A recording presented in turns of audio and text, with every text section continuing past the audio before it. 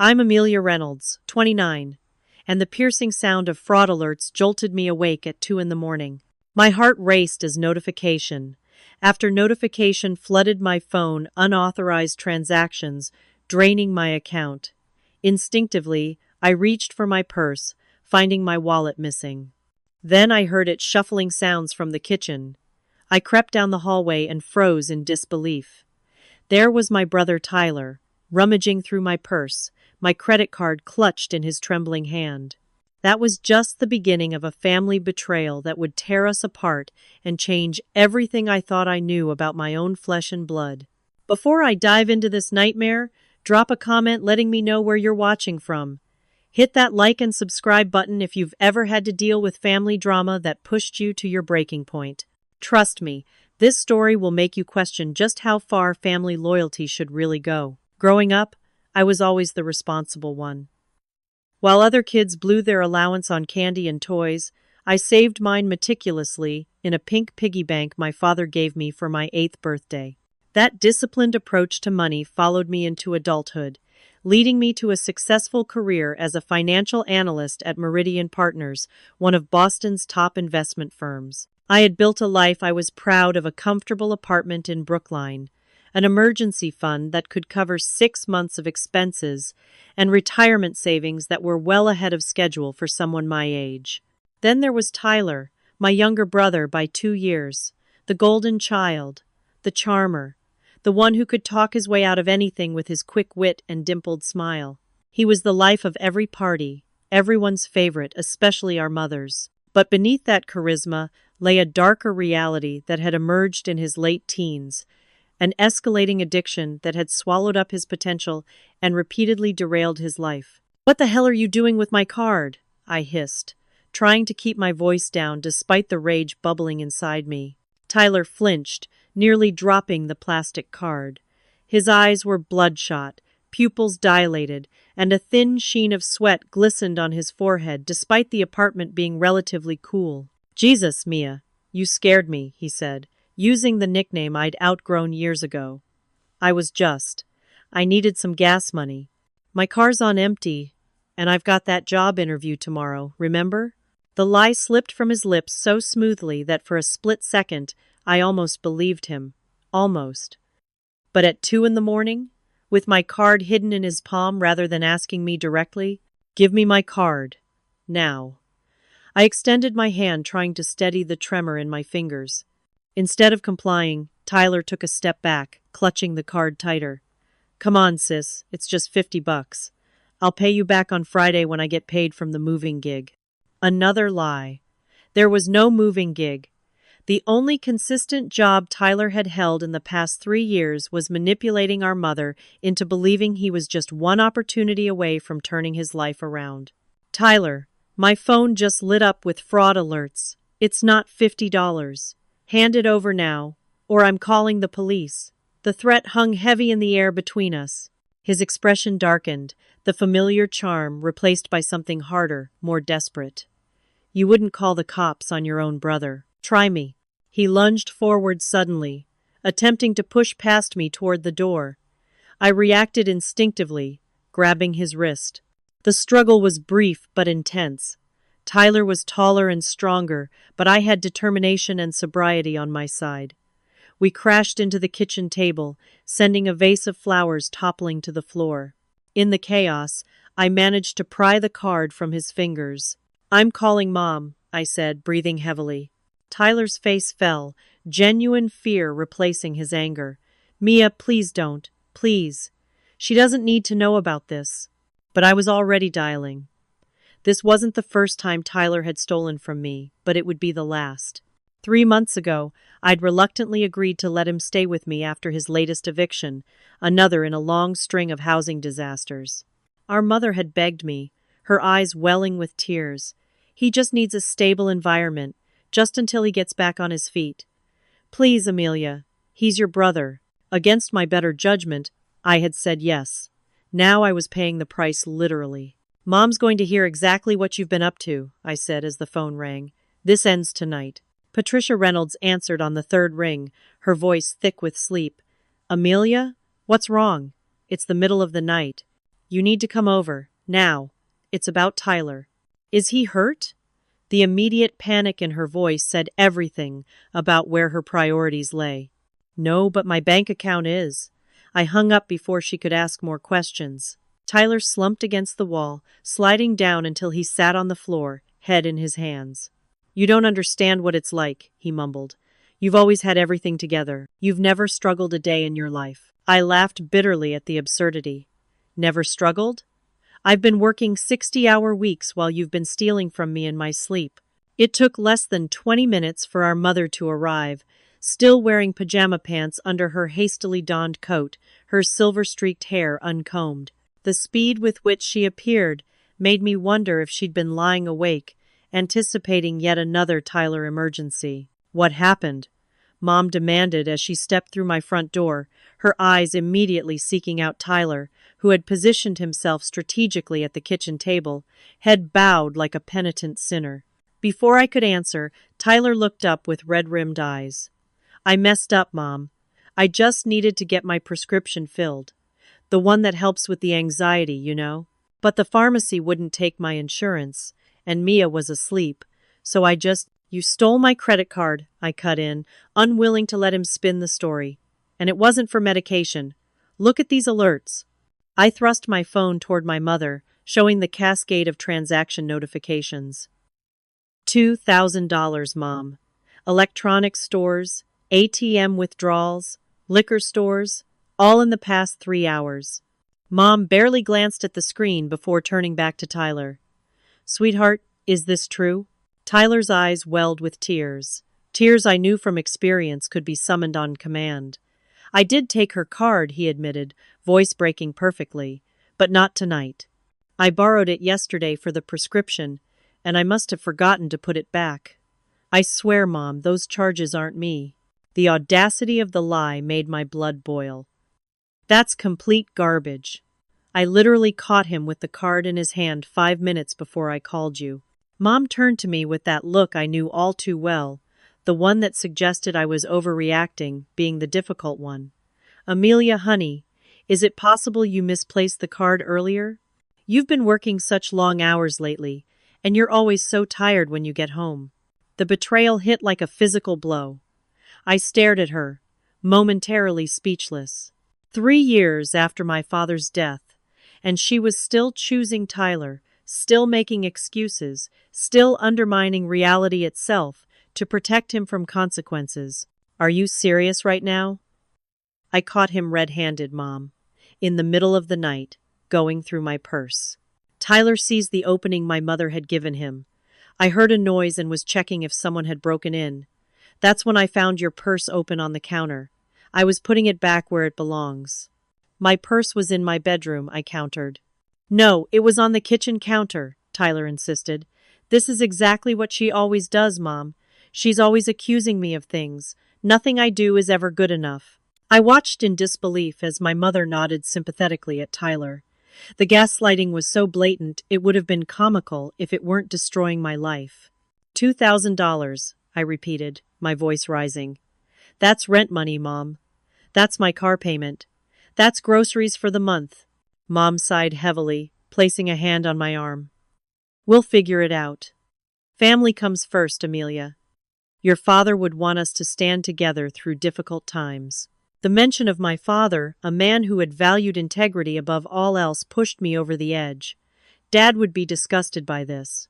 Both of you. That's enough, Mom snapped, her placating tone vanishing.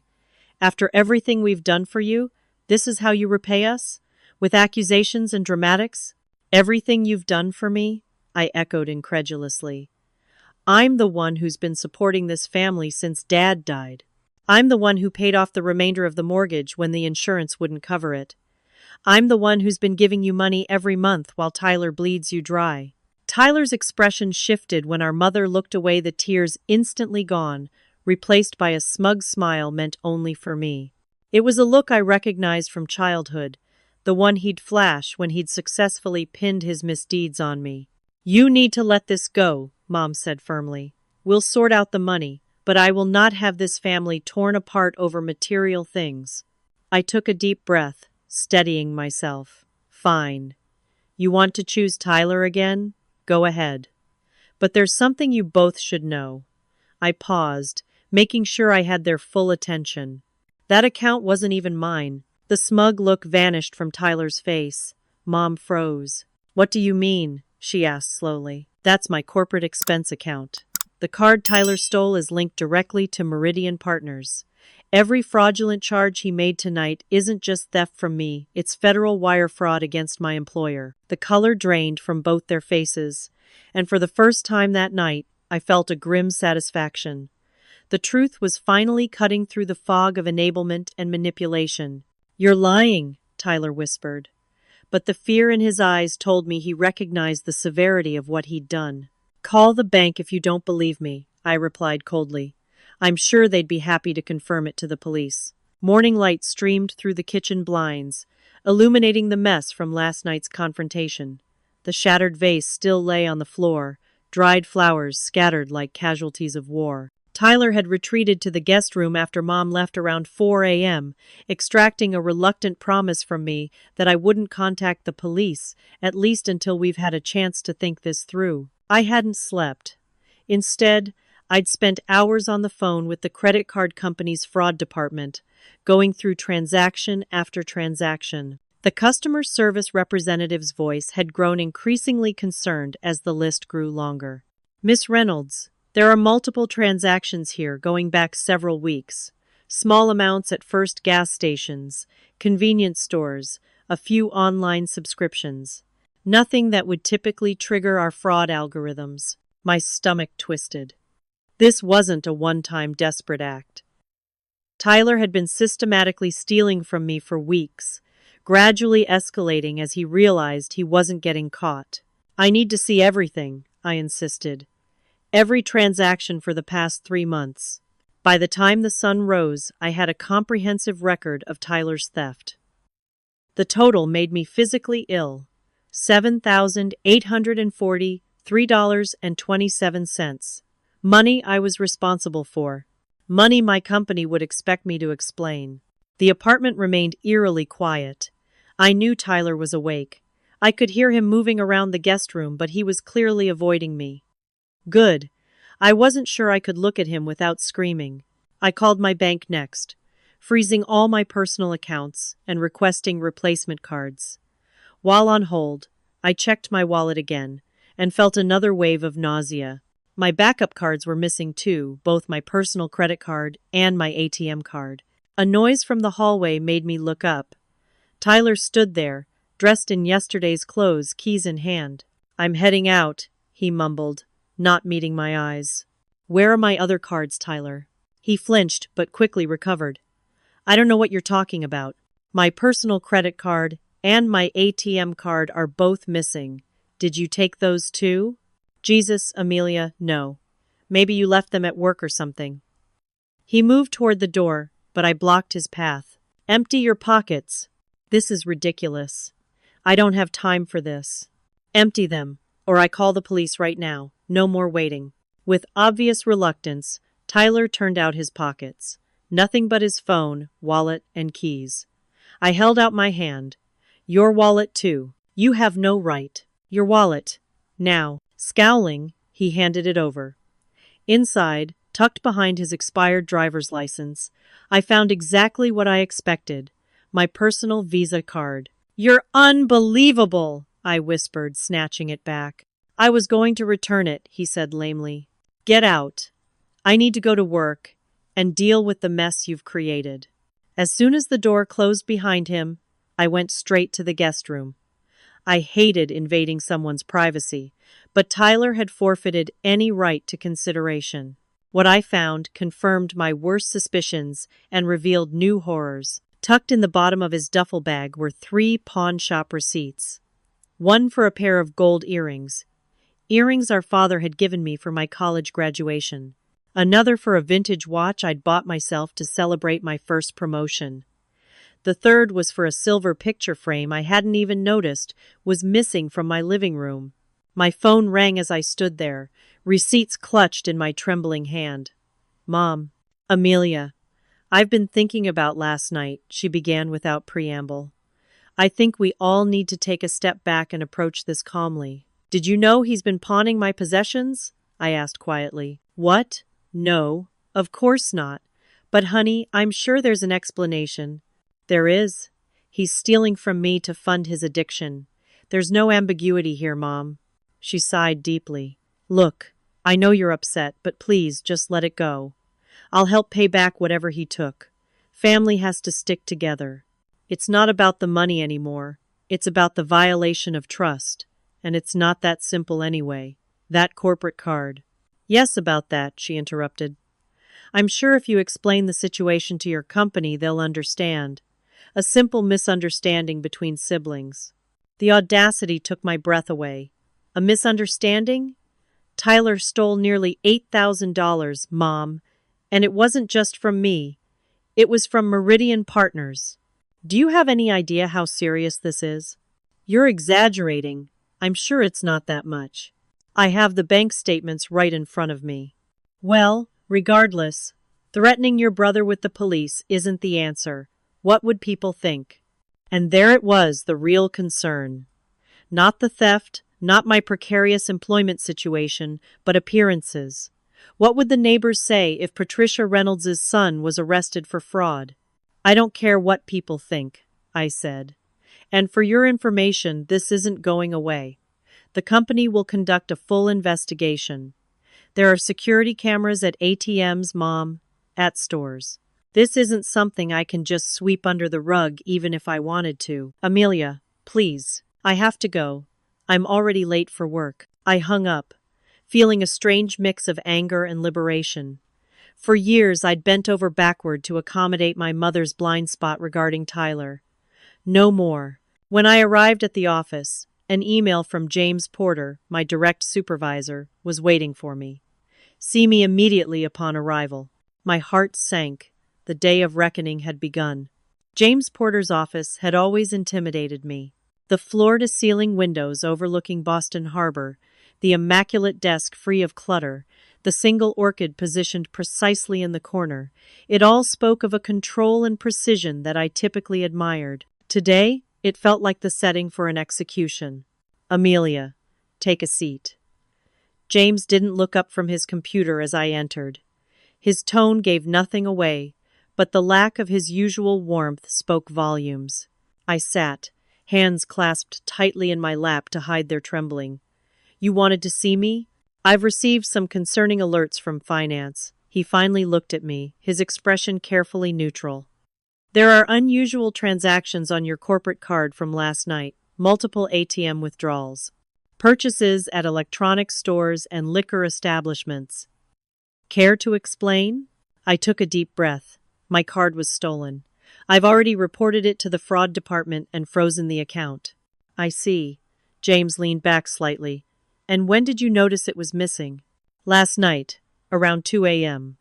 I received fraud alerts on my phone.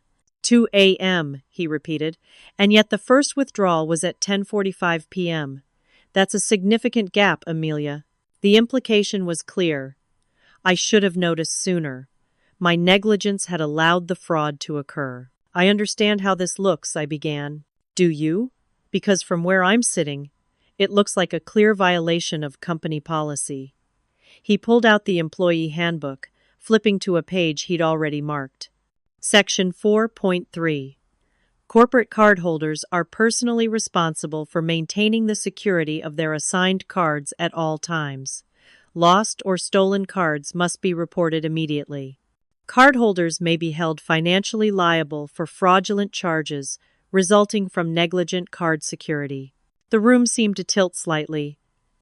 James, there's more. He didn't let me finish. The person who used your card knew your PIN. Can you explain that? The realization hit me like a bucket of ice water. Tyler must have watched me use the card at some point.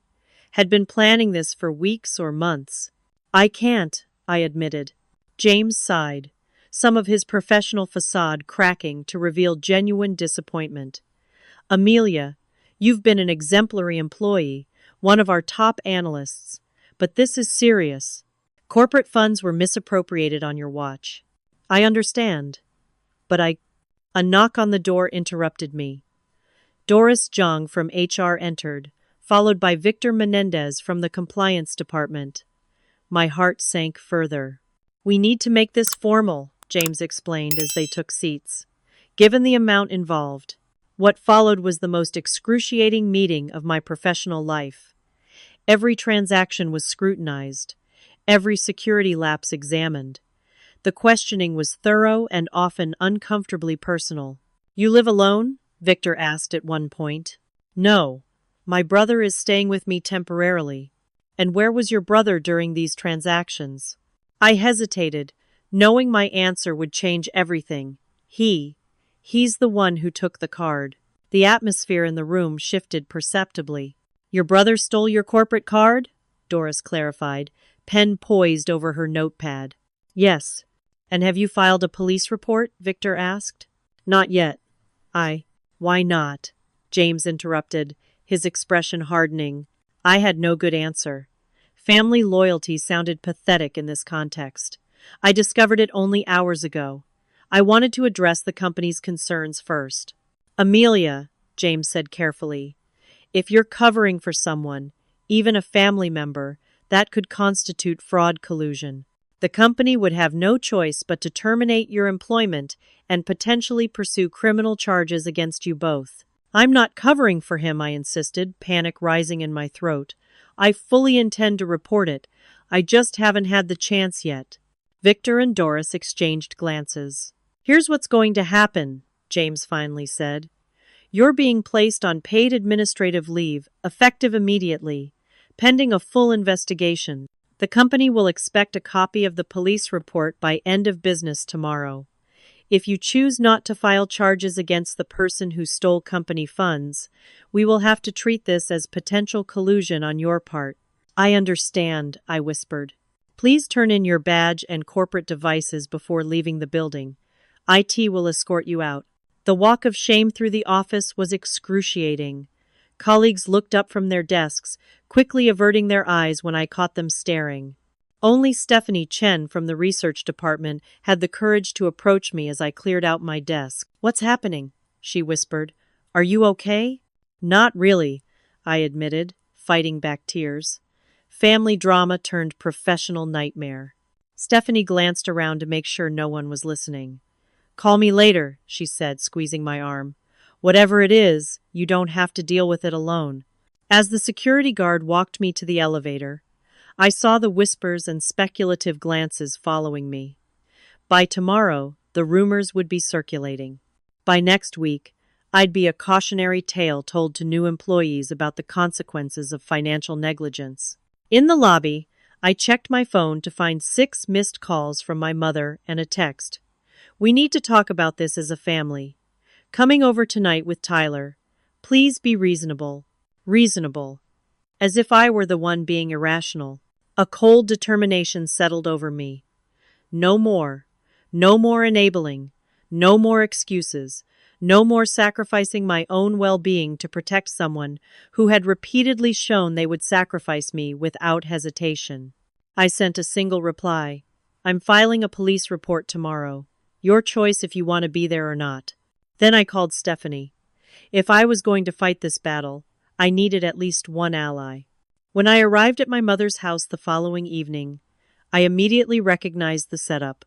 Mom's ancient station wagon was parked in the driveway, alongside Tyler's beat-up Corolla, my Aunt Julia's sensible Subaru, and Uncle Paul's massive pickup truck.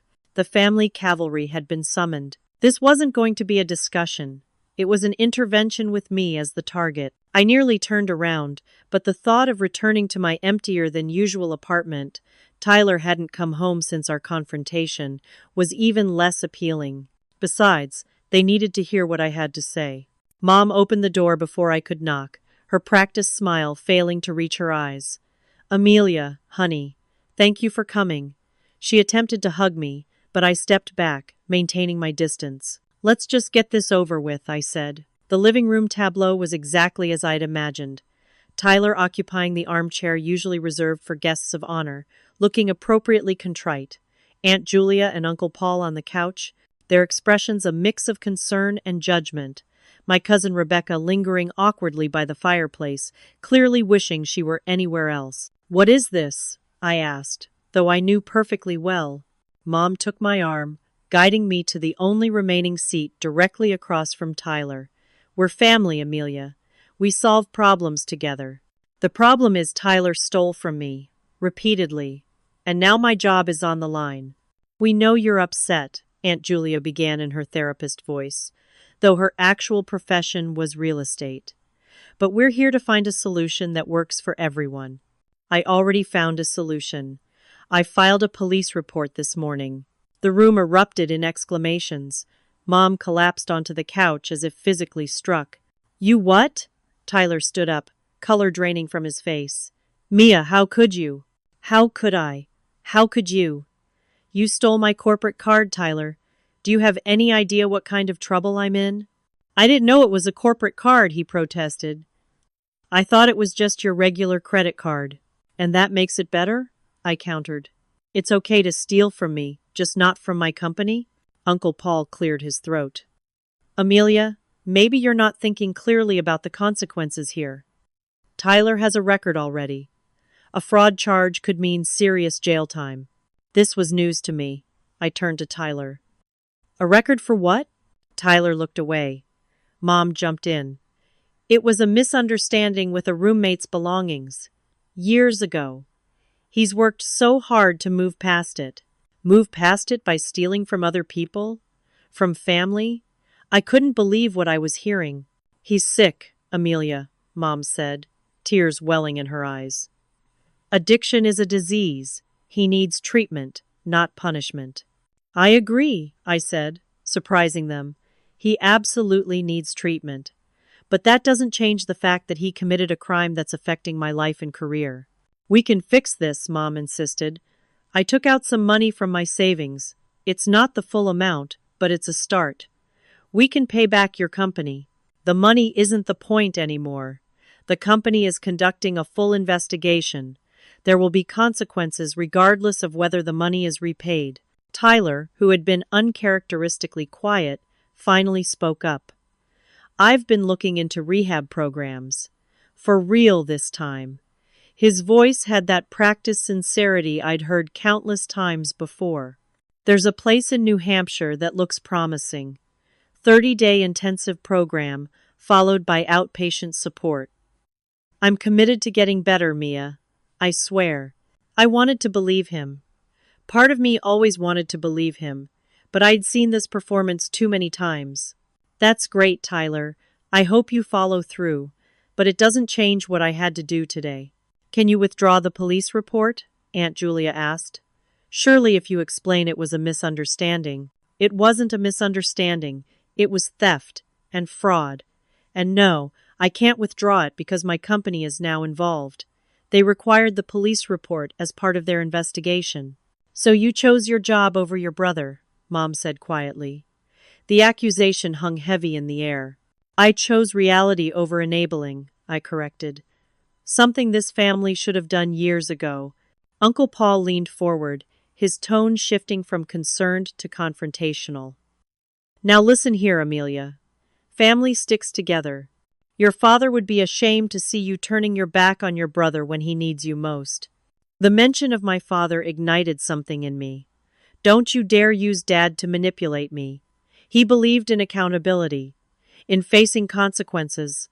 He would never have expected me to sacrifice my career, my financial security, and my integrity to protect Tyler from the results of his own actions." "You've always been jealous of the attention Tyler gets," Mom said, hitting below the belt. "Even as a child, you resented when he needed extra help with schoolwork or when we had to attend his therapy appointments instead of your recitals." I stared at her, stunned by the unfairness of the accusation. "Are you serious right now? I've supported this family financially since Dad died. I've bailed Tyler out more times than I can count. I let him move into my home when he had nowhere else to go. And this is how you repay that? By painting me as the villain?" Rebecca, who had remained silent until now, finally spoke up. "This isn't right.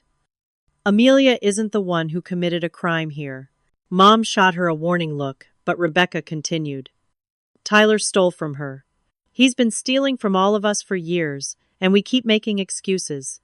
That's enough, Rebecca, Aunt Julia snapped. I felt a surge of gratitude toward my cousin, the only person willing to speak the truth. I should go, I said, standing up. This isn't productive.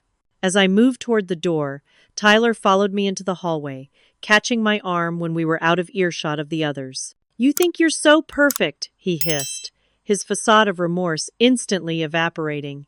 But no one will believe you anyway. You know that, right? They'll think you gave me the card and are just covering your ass now that you got caught. The mask had slipped, revealing the manipulator beneath. Is that what you're planning to tell the police? That I gave you permission? He shrugged, a cold smile playing at his lips. It would be your word against mine, and we both know who Mom believes. I pulled my arm from his grasp. Try it. There's security footage of you using the card at multiple locations. Timestamps that show you taking it while I was asleep. Transaction records going back weeks. Evidence doesn't care who Mom believes. Something like fear flickered across his face before he controlled it. This isn't over, Mia. You're right about that, I agreed, turning to leave. Mom intercepted me at the door. Amelia, please don't leave like this. Let's work something out. Mom gave Tyler $10,000, I said, remembering something that had been bothering me. You said it was to help pay me back. But I never saw a penny of that money. Where did it go, Tyler? My brother's silence was answer enough. That's what I thought, I said. He's playing you too, Mom. Wake up. Don't you dare speak to me that way, she replied, her voice hardening. I've sacrificed everything for this family. Everything. So have I. The difference is, I'm done enabling self-destruction and calling it love. As I walked to my car, my mother called after me. You need to choose, Amelia. Your family or your job. You can't have both. I didn't look back as I replied, watch me. 3 days after the disastrous family meeting, I was sitting in my apartment, staring at the stack of bank statements and the police report copy on my coffee table, when my phone buzzed with an unfamiliar number. Hello? Amelia? It's Zoe, Rebecca's sister. My cousin Zoe and I had never been particularly close. 5 years younger than me, she'd always seemed to exist in a different orbit within the family. Zoe, is everything okay?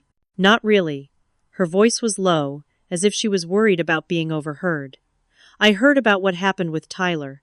Rebecca told me about the intervention disaster. I sighed. News travels fast. Listen, I need to talk to you. In person. There are things you should know. Something in her tone made me sit up straighter. About Tyler? Yes. And other stuff. Can we meet somewhere? Preferably not anywhere near family. We agreed to meet at a coffee shop downtown, far from any family members' usual haunts. When I arrived, Zoe was already there, fidgeting nervously with a napkin, a large envelope on the table in front of her. Thanks for coming, she said as I sat down. She looked tired, dark circles under her eyes suggesting she hadn't slept well in days. What's going on, Zoe? She slid the envelope across the table. You're not the first person Tyler has stolen from. And my mom, Aunt Julia, knows it. I opened the envelope to find printed screenshots of text messages, bank statements, and what appeared to be social media posts. What am I looking at? Evidence, Zoe said simply. Tyler stole my car last year, said he was borrowing it to go to a job interview, then disappeared for 3 days. When he finally showed up, the car had a dented fender and reeked of alcohol. I found receipts in the glove compartment showing he'd driven to Atlantic City. I never heard about this, I said, scanning the documents. Of course not. Mom and Aunt Patricia paid for the repairs and swore me to secrecy. Family business stays in the family. That's their mantra, right? I nodded, a sick feeling growing in my stomach as I continued through the papers. And these texts? Those are between Tyler and my brother Jason. Tyler borrowed, she made air quotes with her fingers, $2,000 from Jason for a business opportunity last year. When Jason asked for the money back, Tyler claimed he never received it. Jason had already shown my parents the Venmo receipt, but they still took Tyler's side. Said Jason must have sent it to the wrong account. That's insane. Welcome to our family, Zoe said bitterly. But here's where it gets worse. She pointed to several printed Instagram and Facebook posts. These are from Tyler's accounts over the past few months. Look at the dates. I examined the posts. Tyler at bars, showing off new headphones, a designer jacket, expensive sneakers. The timestamps corresponded perfectly with fraudulent transactions on my cards. He wasn't even trying to hide it, I murmured. No, because he never thought anyone would call him out. Zoe leaned forward. There's more. My friend Allison works at the Westgate Mall. She sent me this yesterday. She pulled out her phone and showed me a grainy security footage still. It clearly showed Tyler using a credit card at an electronics store. This is from 3 weeks ago. She says he's been in there multiple times, always buying high-end items he immediately returns for cash at different locations. My head was spinning with this new information. Why are you showing me all this? Zoe's expression hardened. Because I'm tired of the lies, of watching Aunt Patricia and my parents enable him while he keeps hurting people. And because, she hesitated, because I'm worried about what he might do next. He's angry, Amelia. Really angry. A chill ran down my spine. Has he threatened something? Not directly, but I overheard him talking to some guy on the phone yesterday. Something about teaching her a lesson, and she'll regret it. I don't know for sure he was talking about you, but the timing fits, I finished. Yeah. I thought about Tyler's parting words at our mother's house. This isn't over. At the time, I dismissed it as empty bravado. Now I wasn't so sure. Thank you for showing me this, I said, gathering the papers. This could really help with the investigation. There's one more thing. Zoe looked even more uncomfortable now. Tyler isn't clean. Hasn't been for months if he ever was. Those posts I showed you? If you look in the backgrounds, you can see drug paraphernalia in some of them. He's just gotten better at hiding it from Aunt Patricia. This wasn't exactly surprising, but hearing it confirmed still hurt. Does Mom know? I think she suspects, but she's in deep denial. It's easier to believe you're the problem than to face the truth about her golden boy. As I drove home, my phone rang. It was Stephanie from work. How are you holding up? She asked when I answered. Honestly, not great. But I'm managing. I might have something that could help. Remember Craig from security? He pulled the ATM footage from the night your card was stolen. It clearly shows your brother using the card. Multiple camera angles, timestamps, everything. Hope flared in my chest. That's incredible, Stephanie. Thank you. There's more. I've been doing some digging into company policy. There's precedent for employees being cleared of liability in fraud cases when they can prove they weren't negligent. If you can demonstrate you took reasonable precautions and reported the theft immediately upon discovery. This could save my job, I breathed. That's the plan, she confirmed. Send me everything you have, police report, bank statements, anything that helps establish the timeline. I'll make sure it gets to the right people. That night, I felt more optimistic than I had in days. Between Zoe's evidence and Stephanie's help, I was finally fighting back effectively. The feeling was short-lived. At 3 a.m., my phone's security app woke me with an alert. Motion detected at my front door. I grabbed my phone, heart racing, and watched in real time as someone tried to pick the lock of my apartment. The camera quality wasn't great in the dim hallway lighting, but I didn't need perfect clarity to recognize my own brother. I called 911 immediately, speaking in hushed tones as I locked myself in the bathroom. By the time police arrived, Tyler was gone, but not before he'd managed to get inside. My laptop was missing, along with several folders of financial documents I'd gathered for the company investigation. The responding officers took my statement and collected evidence, but their expressions told me what I already knew. By the time they tracked Tyler down, the damage would already be done. I couldn't stay in the apartment. Not tonight. Maybe not ever again. I called Stephanie, who immediately offered her guest room. Pack a bag, she said. Stay as long as you need. As I threw essentials into an overnight bag, my phone buzzed with anonymous text. Should have kept your mouth shut. Family business stays in the family. I showed the message to the officers, who added it to their report but warned me that anonymous texts were difficult to trace. Is there somewhere safe you can go? The female officer asked, concern evident in her voice. Someone who can stay with you? Yes, I assured her. I'm not staying here. As I left my apartment, my home in the middle of the night, a strange calm settled over me. Tyler had crossed a line that couldn't be uncrossed. The family mythology of just one more chance had crumbled entirely. This wasn't just about stolen money anymore. It was about safety, security, and a twisted family dynamic that had protected the wrong person for far too long. I woke up on Stephanie's pull-out couch to the persistent buzzing of my phone. 17 missed calls, 12 from my mother, 3 from Aunt Julia, 1 from Uncle Paul, and 1 from a number I didn't recognize. 23 text messages. Most variations on, "Call me immediately," and "What have you done?" Confused and still groggy, I opened Facebook to find my notifications exploding. Tagged posts, comments, messages from distant family members and acquaintances I hadn't spoken to in years. Tyler had been busy. A public post on his profile, shared dozens of times already, having to speak out about my sister's mental health crisis.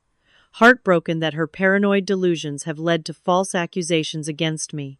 Our family is trying to get her help, but she's refusing. If you see her, please encourage her to accept treatment. Accompanying the post were carefully selected photos, me looking disheveled and exhausted after a 70-hour work week, a screenshot of a text argument between us taken completely out of context, an old college picture where I was clearly intoxicated at a party. The comments were worse. Praying for your family during this difficult time. Mental illness is no joke. Hope she gets the help she needs. Always thought there was something off about her.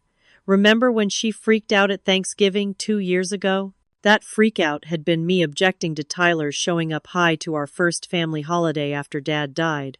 But apparently, history was being rewritten.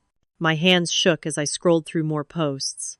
Tyler had been thorough, creating a false narrative of my supposed instability going back years. Selective screenshots of texts, emails with key parts omitted, photos manipulated to make me look unhinged. And my mother, my own mother, had shared his initial post with the comment, "We're doing everything we can to support both our children during this crisis. Please respect our privacy." As if she were a neutral party. As if she weren't actively participating in this character assassination. My phone rang again. This time it was James Porter from work. "Amelia, I'm going to be blunt. There are some concerning posts circulating about you on social media." My heart sank. "They're not true, James. I didn't say they were. But they're creating a situation we need to address. The investigation team has questions about whether your brother had permission to use the card." "What?" "I've been completely clear." "I know what you've said," he interrupted. "But your brother is claiming you authorized him to use the card for specific purchases and that you're now changing your story due to personal issues." I closed my eyes, Tyler's threat echoing in my head. "No one will believe you anyway. James, he broke into my apartment last night. Stole my laptop and the documentation I'd gathered for the investigation. There's a police report." A long pause. "That's concerning. But Amelia, you need to understand the position the company is in. We're potentially looking at writing off thousands of dollars in fraudulent charges. If there's any ambiguity about authorization—" "There is no ambiguity," I insisted. "I never gave him permission to use any of my cards. The investigation team will need more than your word, especially given the narrative being presented on social media." After hanging up, I sat in stunned silence. Tyler had escalated beyond anything I could have imagined. This wasn't just about avoiding consequences anymore. This was deliberate destruction of my credibility, my reputation, my career. Stephanie emerged from her bedroom, took one look at my face, and immediately sat beside me. "What happened?" I showed her the posts, the comments, the messages. Her expression darkened as she scrolled through the coordinated character assassination. "This is defamation," she said firmly. "Textbook case." "It doesn't matter if it's defamation if people believe it," I replied, my voice hollow. "And they clearly do. Not everyone," she countered. "Look." She pointed to a comment from my cousin Rebecca. "This is completely false. Tyler stole from Amelia and is now trying to discredit her. Don't fall for it." There were a few other defending comments as well, but they were drowning in the sea of support for Tyler's version of events. My phone buzzed with a text from Zoe. "This is insane. I'm sending you screenshots of Tyler bragging about teaching you a lesson. Hang in there." Small comforts in the face of a tsunami. As the day progressed, things got worse. Tyler had apparently been busy sharing concerns about my mental state with extended family members for weeks, laying groundwork for this moment. Relatives called with concern, thinly veiling their voyeuristic interest in the family drama. Old friends reached out, some genuinely worried, others clearly fishing for gossip.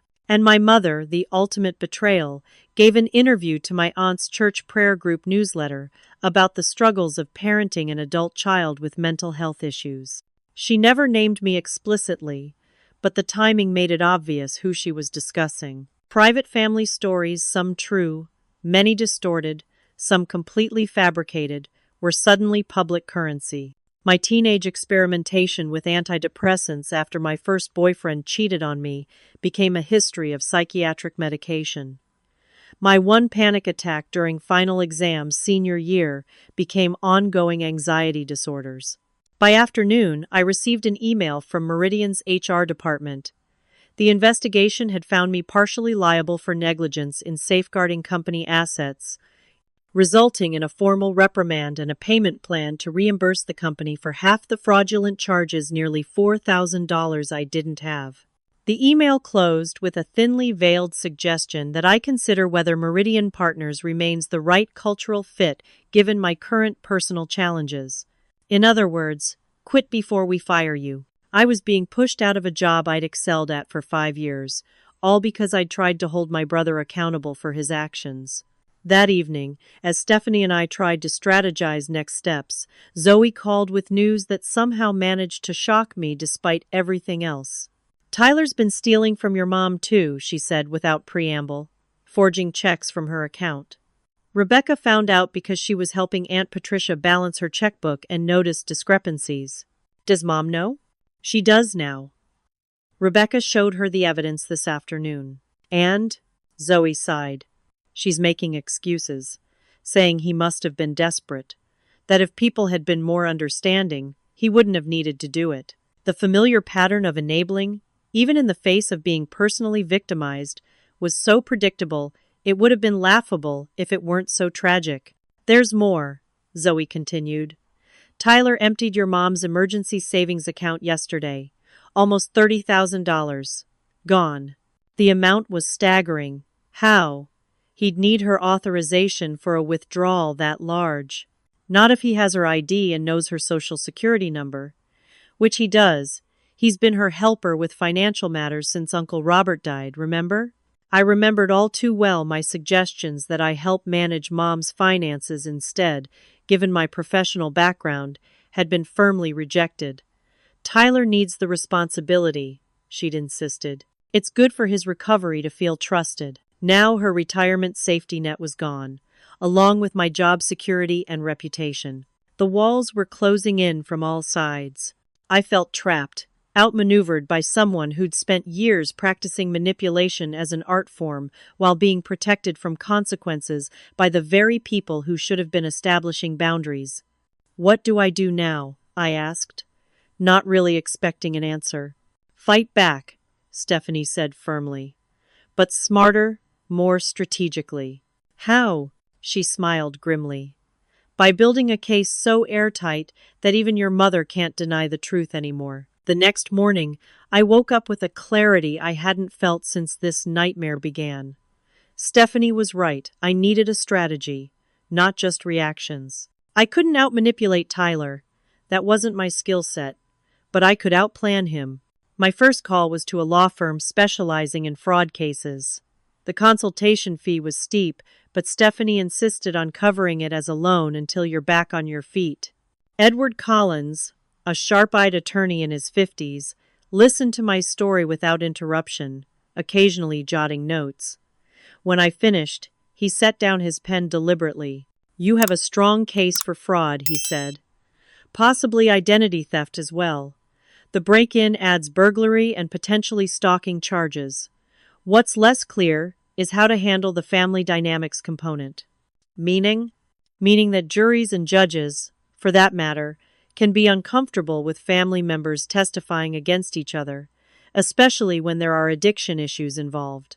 Your brother's social media campaign complicates things further by creating a preemptive narrative of you as unstable. "So, what do you recommend?" "Documentation," he said firmly. "Objective, third-party evidence that can't be dismissed as family drama or personal vendetta.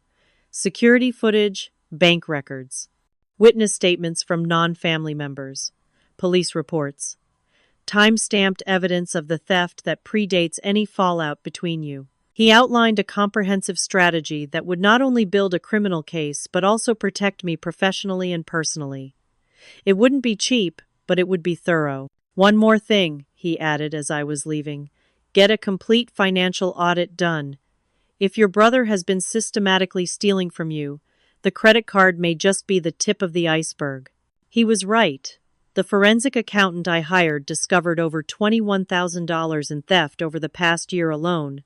Not just credit cards, but forged checks, unauthorized transfers from my investment accounts to digital payment apps, and even a loan taken out in my name that I'd known nothing about. While the financial investigation proceeded, I focused on gathering witness testimony.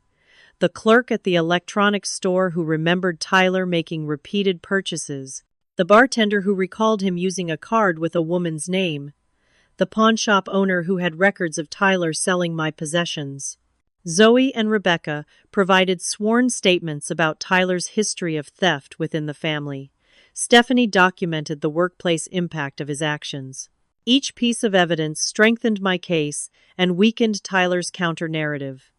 But the most damning evidence came from an unexpected source. 2 weeks into our investigation, my attorney received a call from a detective working my case. They'd managed to recover deleted texts from Tyler's phone showing communications with his drug dealer, including explicit mentions of stealing my cards and planning the break-in. "We've identified the dealer as Jason Morales," the detective explained when I came to the station. "He's been on our radar for some time. Your brother apparently owes him a significant amount of money. Is that why he stole from me? To pay this Morales person?" "Partially. But the text suggests the break-in was also retaliatory. Morales was pressuring Tyler to handle the situation after learning about the police report you filed. The revelation that Tyler's actions weren't solely addiction-driven but also influenced by external threats changed my perspective somewhat. He was still responsible for his choices, but the context helped explain the escalation. Armed with this growing body of evidence, my attorney suggested we attempt to resolve the situation without a trial, not for Tyler's benefit, but for mine. "Court proceedings are public," he explained.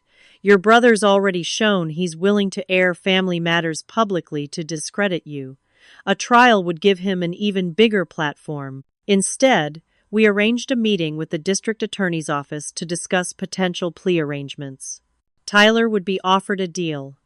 A rehabilitation program and probation rather than jail time, contingent on his cooperation with the ongoing investigation into Jason Morales' operation." To my surprise, when presented with the mountain of evidence against him, Tyler accepted the deal almost immediately. Perhaps he'd finally recognized the futility of further denial. Or perhaps the reality of potential jail time had finally pierced his bubble of perceived invulnerability. With the legal strategy advancing, I turned my attention to my professional situation. The forensic accountant's report, combined with the police investigation findings, provided clear evidence that I had been the victim, not the accomplice in the corporate card fraud. I sent a formal appeal to Meridian Partners Executive Committee, challenging the finding of negligence and requesting reinstatement. It was a long shot, but I couldn't give up my career without a fight. 2 days later, I received a call from James Porter. The committee has reviewed your appeal, and the new evidence, he said, his tone carefully neutral. They've decided to reverse the finding of negligence and withdraw the repayment requirement. Relief flooded through me. And my position? A pause. Your role has been filled, Amelia.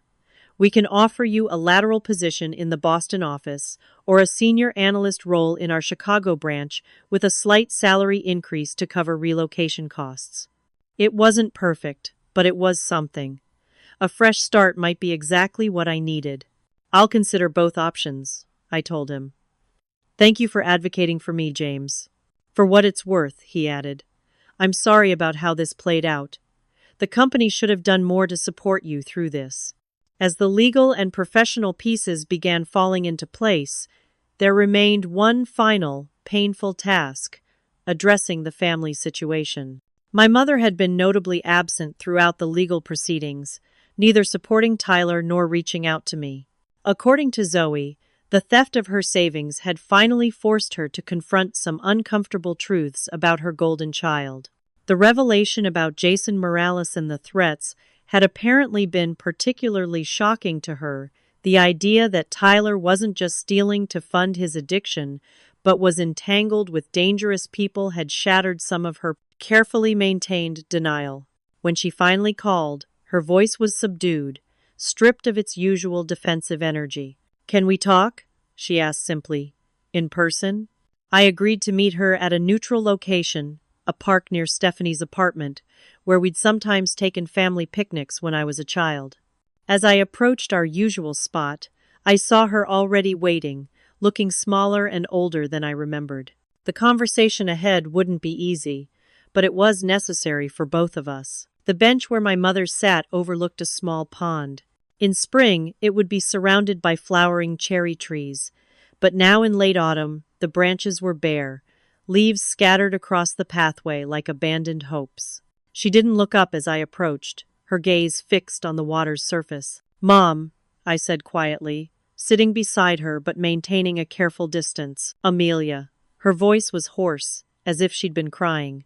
"Thank you for coming." We sat in uncomfortable silence for several moments before she spoke again.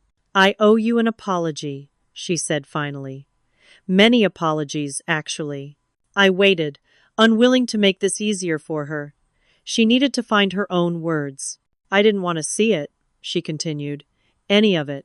Not just with the credit cards, but everything." For years, she turned to look at me directly. "It was easier to believe you were exaggerating or being too harsh than to admit what was happening right in front of me."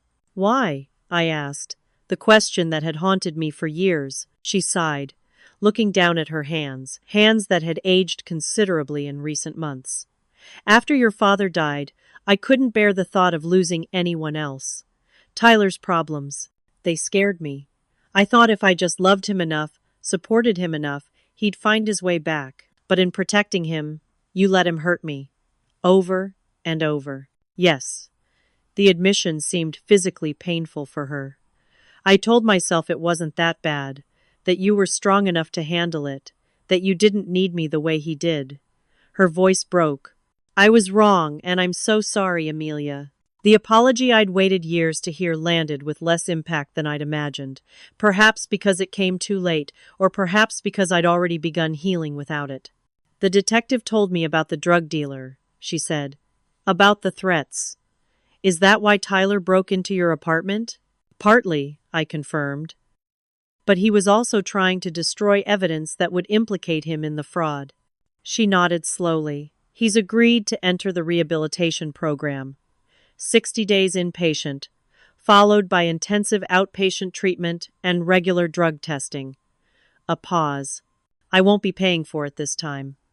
The court ordered it as part of his plea deal." "That's good," I said, meaning it. "He needs professional help, not family enabling." "Yes." She seemed to shrink further into herself. "I've been seeing a therapist too. She specializes in families affected by addiction. She says I've been codependent, that I've been as sick as Tyler in my own way." This level of self-awareness from my mother was unprecedented. I wondered how much of it was genuine insight versus the shock of having her savings account drained. What happens now? I asked. With you, financially, I mean. I'll manage. The house is paid off, thanks to you. I still have my pension from teaching. It won't be comfortable, but… She shrugged. It's a consequence of my choices, too. We talked for nearly 2 hours, covering years of family dysfunction, misplaced loyalty, and the hard road ahead. There were no miraculous breakthroughs or tearful embraces like in the movies. Just two wounded people beginning the slow, painful process of honesty. As we prepared to leave, Mom asked the question I'd been dreading. Will you visit Tyler at the rehab center? No, I said firmly. Not now, maybe not ever. He's broken my trust too many times. She nodded, accepting this boundary in a way she never would have before. What about me? Can we try to rebuild? I considered this carefully. I don't know yet. I need time, and things would have to be very different. I understand, she said quietly. Whenever you're ready, if you're ever ready, I'll be here. It wasn't forgiveness exactly, but it was a start. In the months that followed, I made significant changes. I accepted the position in Chicago, embracing the opportunity for a fresh start in a new city. Stephanie helped me pack up my apartment, and we promised to visit each other regularly. Tyler completed the rehab program and, according to Zoe, seemed genuinely committed to recovery this time, perhaps because he finally faced real consequences for his actions. He sent me a letter acknowledging the harm he'd caused and outlining his amends plan, but respected my request for no direct contact. My mother and I maintained limited communication, occasional phone calls, carefully neutral topics. The deep wounds of betrayal couldn't be healed quickly, if ever, but the bleeding had stopped. 1 year after the night I caught Tyler with my credit card, I hosted a small dinner party in my Chicago apartment. Zoe and Rebecca had come to visit, along with Stephanie, who was in town for a conference. As we sat around the table sharing stories and laughter, I realized something profound. Family isn't always about blood. Sometimes it's about who stands with you when the people who should have your back are the ones holding the knife. Later that night, after my guests had left, I received a text from my mother. Thinking of you today. Proud of how you've rebuilt your life. Love you. I stared at the message for a long time before responding simply, thank you. It wasn't a fairy tale ending. Tyler remained in recovery, but our relationship existed mainly through third-party updates. My mother and I were building a new, more honest connection, but the unquestioning trust of childhood was gone forever. My career was back on track, but the scars of professional embarrassment lingered. Yet there was peace in accepting this imperfect resolution. I had learned to set boundaries without guilt, to trust my own perceptions in the face of gaslighting, and to distinguish between helping and enabling. Most importantly, I had discovered my own strength. The night I caught Tyler with my card had been devastating, but it had also been the catalyst for breaking free from toxic family patterns that had shaped my entire life. Sometimes betrayal is the beginning of freedom. Sometimes losing what you thought you had opens the door to what you actually need. And sometimes the most important family is the one you choose for yourself. If this story resonated with you, please take a moment to share it with someone who might need to hear it. Have you ever had to set difficult boundaries with family members? How did you handle it? Drop a comment below. Your experience might help someone else feeling trapped in a similar situation. Don't forget to subscribe for more stories about navigating complex family dynamics and finding your own path to healing. Thank you for listening to my journey. And remember, loving someone doesn't mean sacrificing yourself on the altar of their dysfunction.